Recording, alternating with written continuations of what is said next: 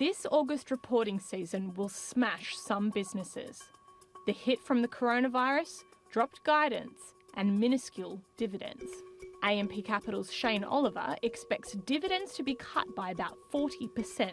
It's not just banking, it's companies outside banking which will likely cut their dividends. I think we've heard a little bit of that in the last week, with companies flagging that just preserving cash given the uncertainty. Market expectations are that company earnings will be down by roughly 20%. Miners are to lead the charge, given skyrocketing iron ore prices. The Treasurer sees the iron ore price halving by the December quarter. But those closely watching the sector are optimistic. There's only really one buyer, if we look at China as a buyer, and their steel industry is incredibly important. Supermarkets are expected to be resilient. Woolworths, for example, closed 2 of its major distribution centres before the announcement that Melbourne was going into stage 4 lockdown.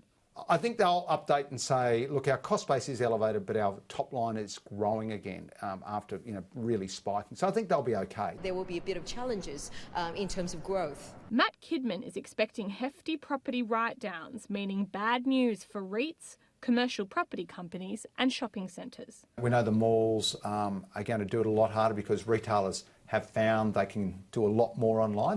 And those retailers could be a big surprise this season, especially companies selling electronics, white goods and furniture. Spending on the home could surprise on the upside. But the question is whether the Christmas will be strong enough for them to pull forward into next year. The biggest losers look like travel and tourism stock. Most of them can't tell, can't definitively give guidance on how quickly things will come back. Tech stocks have been a big winner stateside, riding out volatility to become a new safe haven for investors.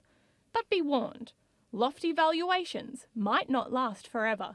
There's a good chance that they get even more expensive and we all have these eye-watering valuations that no one's really comfortable with. For investors, many of these results might be hard to swallow, but it could also be an ideal buying opportunity.